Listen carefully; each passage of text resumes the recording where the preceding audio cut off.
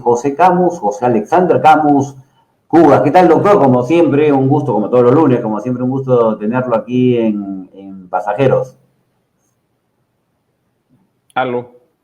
Aló, ahí está, perfecto. ¿Qué tal? Buen día, Bruno. ¿Cómo estás? Siempre Bien. el gusto también es mío.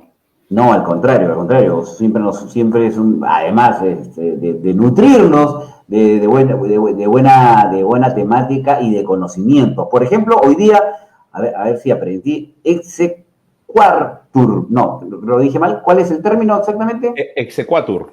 Exequatur, Exequatur. exequatur. ¿Qué es el exequatur, doctor? Cuéntenos. El exequatur es una figura que históricamente proviene de la ejecución de una sentencia. Es decir, Correcto. eso es en maneras simples, pero en realidad es un procedimiento judicial en el que se Ujú. busca homologar una sentencia extranjera para Internacional, que, claro. claro, para que ésta despliegue sus efectos, ¿no? Que tendría como si fuera en una misma sentencia dictada por tribunales peruanos, ¿no? Esa es la función que tiene el exequatur, es decir, que los efectos que tiene la sentencia extranjera tengan los mismos efectos como si lo hubiera expedido un tribunal peruano, ¿no? Justamente este tipo de figura hace posible que dentro de un principio de confianza pueda darse este tratamiento a nivel internacional, ¿no?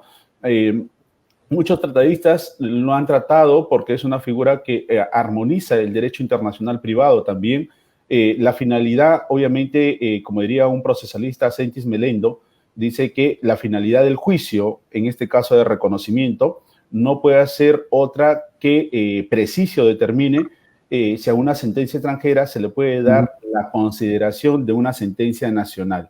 En palabras muy castellanas o muy Más coloquiales. coloquiales sería pues homologar una sentencia extranjera como si fuera una sentencia nacional. Es darle los mismos efectos, ¿no? Correcto. A ver, ¿cómo se configura, digamos, este proceso históricamente en el Perú? Sí, históricamente ha tenido un raigambre esta figura, no es una figura del siglo XXI ni del siglo XX, ya incluso Ujú. nos acompañaba desde el siglo XIX, Ah, pero específicamente, pues obviamente no solamente en el derecho civil o en el proceso civil, sino también en la misma constitución política, en la constitución del 33 y en la constitución del 79, es decir, los antecedentes de la Constitución del 93 son la Constitución del 79 y la Constitución de 1933. Ya se encontraba ahí dicha figura, pero también en el Código Civil, también del 36, que es el antecedente del Código Civil de 1984, se encontraba este tipo de figuras. También en el Código de Procedimientos Civiles, ¿no? Ahora llamado Código Procesal Civil de 1933, pero en el Código de Procedimientos Civiles de 1912 ya se encontraba dicha figura. Es decir, esta figura no es ajena a nuestros tribunales, ¿no? Claro, que ha ido cambiando ciertos matices por ahí a la vanguardia también del derecho internacional privado, pero ya se manejaba esta figura, ¿no? a ver, en todo caso, para ir entendiendo, una sentencia extranjera, ¿qué efectos jurídicos tiene en el país? Es bueno ello precisar. ¿Por qué? Porque, a ver, la sentencia como resolución, como acto, no queda solamente ahí, sino que despliega ciertos efectos dentro del comportamiento de una sociedad. Es decir, hablar de efectos significa no del acto constitutivo, sino de lo que esto genera a Mm. posterior en una determinada sociedad. Entonces, si yo quiero reconocer una sentencia extranjera en nuestros tribunales peruanos, habría que precisar qué tipo de efectos queremos, ¿no? Y aquí la pregunta es muy acertada porque hay tres tipos de efectos. Habría que Ajá. ver si estos tres efectos son los que abarca este exequatur o una de ellas. Entonces, un efecto, por decir, es que constituya cosa juzgada. La cosa juzgada es algo no es algo complicado de entender dentro de la partitura del Código Procesal Civil ubicado en el 123 o el 123 del Código Procesal Civil, es cuando no es posible interponer recurso impugnatorio alguno. ¿Qué quiere decir? Decir que una sentencia de cosa juzgada es cuando o ha interpuesto todos los medios impugnatorios que le franquea la ley, es decir, ha agotado todo, por eso se dice, es una sentencia ejecutoriada, ergo, o por lo tanto es una cosa juzgada. O cuando, por ejemplo, constituye una sentencia consentida, es decir, que ante una resolución de primera instancia, las partes, nadie ha apelado, es decir, han dejado consentir. En palabras técnicas, te has dejado meter gol o te has dejado ganar pues todo el partido, ¿no? Prácticamente, por eso es una sentencia consentida. Apele o no apele, es decir, haya consentido o no haya consentido, pero ya agotó todos los recursos impugnatorios, se dicen que esas sentencias, tanto consentidas o ejecutoriadas, constituyen cosa juzgada. Lo establece el 1, 2, 3, ni para olvidarse, es algo muy memotécnico, 1, 2, 3 del Código Procesal Civil. Ahora, ¿ese tipo de efectos es lo que se requiere para reconocer una sentencia extranjera? No, no busca ello.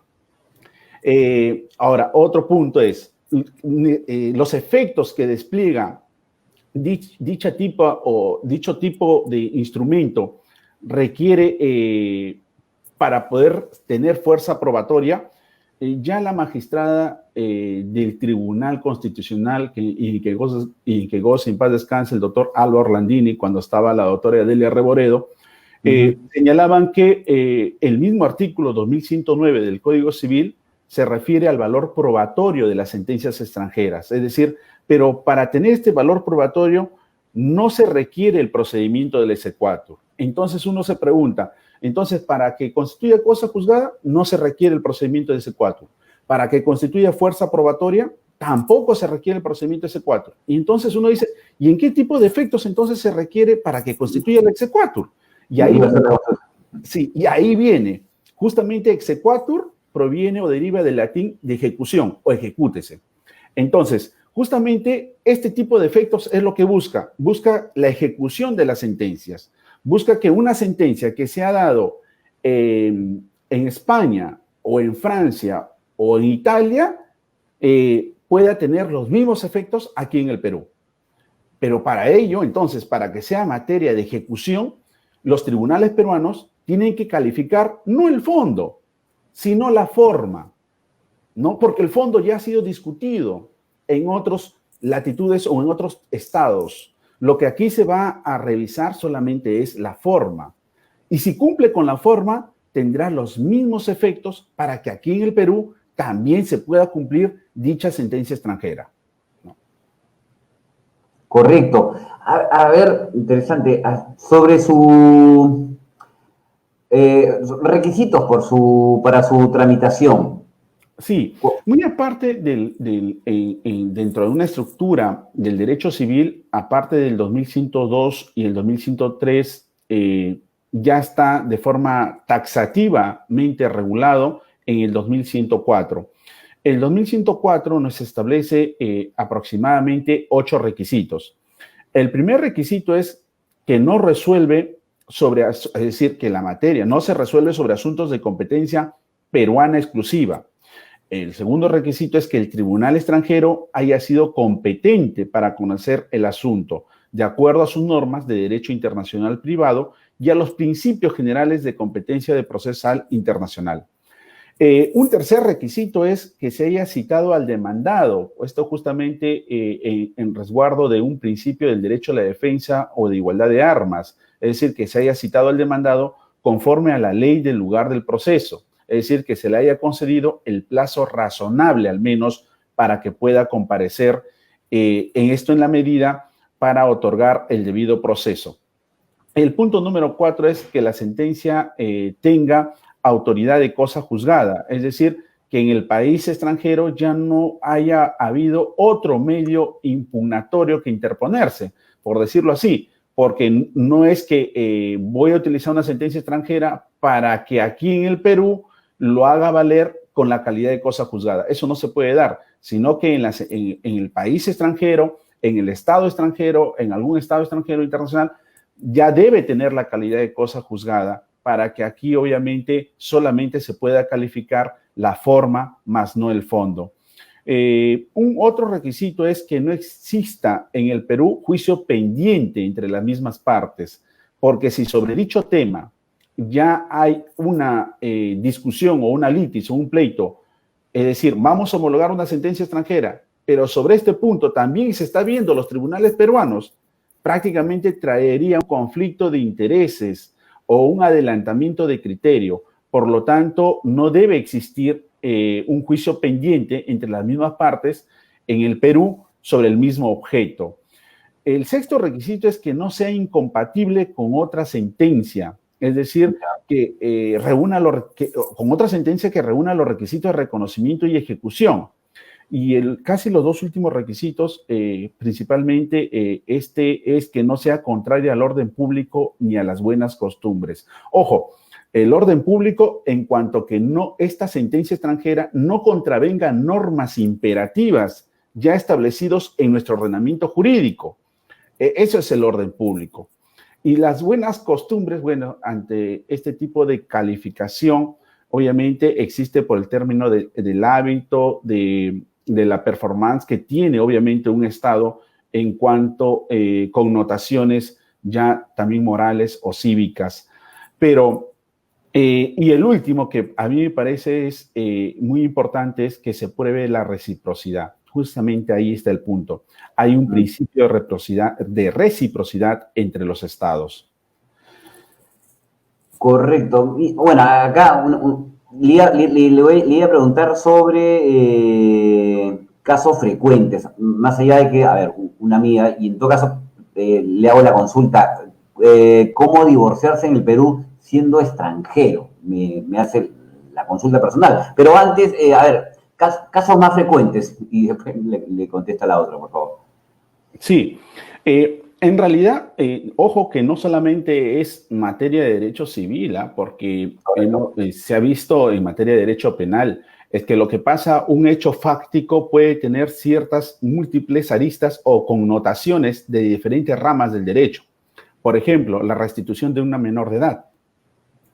Para poder restituir un menor de edad, quizás queremos valer una sentencia extranjera dentro del estado donde se va a trasladar al menor. Y entonces, ello conlleva no solamente analizar, en este caso, dentro del Código de Niños y Adolescentes, ver los convenios que haya suscrito el Perú, sino que también sobre sustracción de menor de edad, también podría ser, pero lo que sí podría ser es que en el caso, por ejemplo, podría tipificarse también como un delito, en el caso del artículo 147 del Código Penal, cuando califica como delito doloso la figura de sustracción de menor. Es decir, puede tener aristas y lo importante es aquí para que no se confunda, pero se está haciendo 2 o 3 procesos sobre un mismo tema. No, sino que hay que ver el fundamento. Pueden ser las mismas partes, pueden tener el mismo objeto, pero el fundamento es distinto. Si el fundamento es distinto, por lo tanto, no hay esta famosa frase del principio non bis in idem, es decir, 2 procesos por un mismo hecho. Por eso digo que un hecho puede tener una facticidad, pero se da en el caso mayormente de restituciones de menores de edad, se da en el caso de los temas de divorcio, como bien lo señalas, que es lo típico que también queremos hacer prevalecer, pero es decir, lo importante es respetar que el 2104 que establece los requisitos y entender que no se va a evaluar el fondo, sino la forma para que tenga los efectos y poder darse su ejecución. Si hubiera un acto jurídico, por decir, no es necesario hacer una exequatur. Si hubiera querido acreditar como un medio probatorio, no es necesario la exequatur. Hay que entender que la exequatur solamente es para ejecución, para tener efectos en los cuales se pueda plasmar en un territorio nacional a raíz del reconocimiento de una sentencia extranjera, verificado los tribunales peruanos los requisitos, pero en cuanto a la forma. Cumplido la forma, puede ejecutarse aquí en el Perú. Correcto. Ahí, a ver, a la consulta que nos hace esta persona, ¿cómo divorciarse en el Perú siendo extranjero? Me da la impresión por lo que me dice es que ella se casó en Estados Unidos y aparentemente no tendría el mismo valor, por lo menos es lo que se entiende. Pero en todo caso, la consulta es cómo divorciarse en el Perú siendo extranjero. Sí, en esta pregunta lo importante es si ella radica en el Perú o radica en el extranjero. En el Perú, en el Perú. Ya, si radica en el Perú y se ha casado allá en Estados Unidos, ¿verdad? Es Correcto. decir, ha contraído ello, entonces ella puede hacerlo desde aquí, obviamente desde el Perú, pero el tema está en que la unión de la unión matrimonial, o sea, es decir, los cónyuges, se han plasmado mediante un acto, pero en el extranjero. Es decir, tendría que en este caso uno ver ese principio de reciprocidad, no vaya a ser que haya así al igual que el código de Bustamante, es decir, ver qué tipo de convenios hay.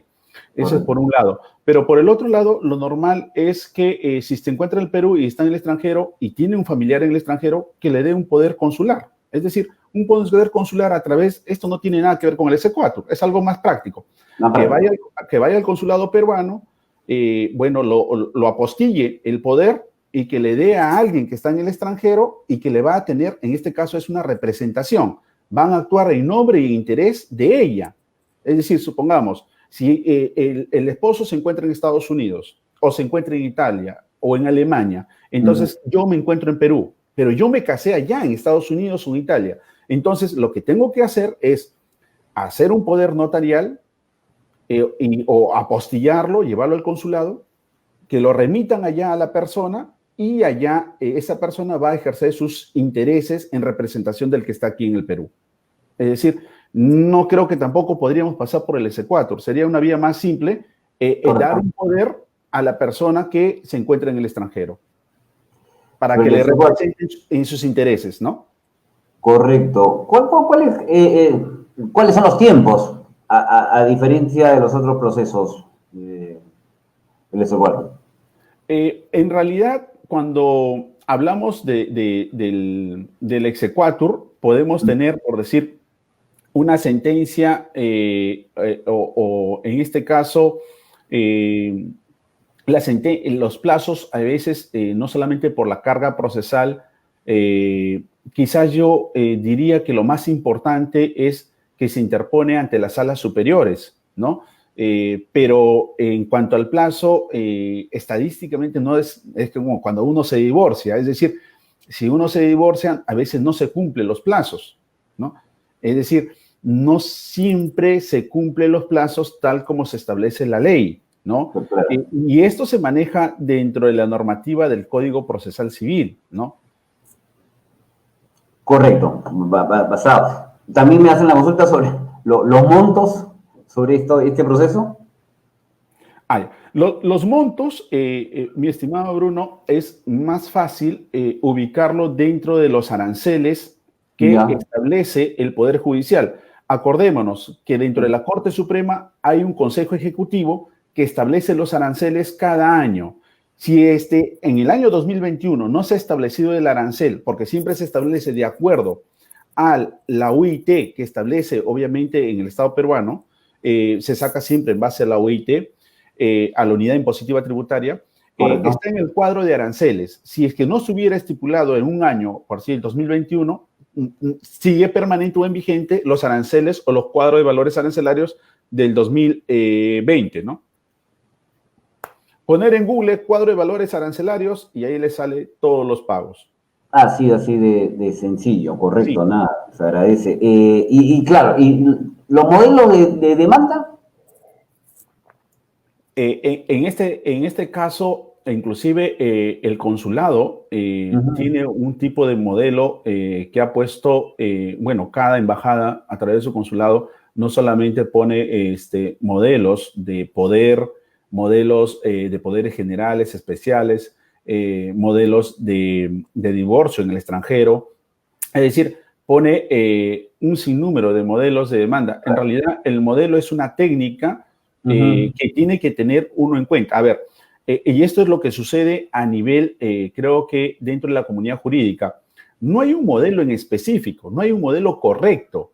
El modelo solamente es tu propia técnica de redactar, pero eso sí, algo tiene que tener una aguja magnética para que le dé valor jurídico a tu escrito. Es decir, que se apegue, en este caso, a los artículos 2102, 2103 y en especialmente el 2104, que cumpla con los requisitos.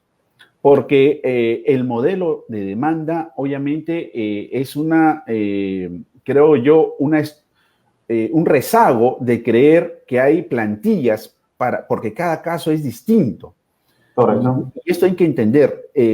Cada quien tiene una forma particular de poner su sello. Cada uno tiene la forma particular de poder redactar. Lo importante es, o lo relevante es, no es el modelo. Lo importante es que estos hechos que usted describe aterrice dentro del ordenamiento jurídico. Para ello, entonces, habría que tener en cuenta no solamente el artículo 2102, 2103, 2104 y siguientes del Código Civil, sino que también podríamos tener en cuenta en este caso lo que establece el artículo 837 del Código Procesal Civil. Es decir, aquel que está intentando querer redactar un modelo de demanda de exequatur, entonces tiene que tener en esto 2102 y siguientes del Código Civil, dentro del Código Procesal Civil 837 y siguientes del Código Procesal Civil, y si desea también le pone en armonía con lo establecido en la Constitución en el artículo 139. Si tiene estas agujas magnéticas, por así decirlo, entonces estaría cumpliendo con lo que establece el ordenamiento jurídico, que es lo más importante. De ahí a que haya una forma de redactar, es libre, no hay aquí que usted escribe con la mano izquierda o usted escribe con la palabra a sí mismo, por tanto, en ese sentido, alega, refiere, manifiesta. Correcto. No importa cómo lo digas, lo importante es que seas claro, coherente y que tengas un aterrizaje en esas agujas magnéticas llamado ordenamiento jurídico. Y entonces, porque eso es lo que te ubica en la parte jurídica, 2102 y siguientes del Código Civil y 837 del Código Procesal Civil, ¿no? Ok, interesante y por supuesto, nada, muy didáctica la exposición. Muchas gracias, José. Estamos como todos los lunes, nada, abordando estar o continuar en una siguiente oportunidad. Muchas gracias. No, gracias a ti, Bruno, y buen fin de semana, iba a decir, buen inicio de semana. Buen inicio de semana. Inicio de semana. Nos vemos. Un abrazo. Un abrazo.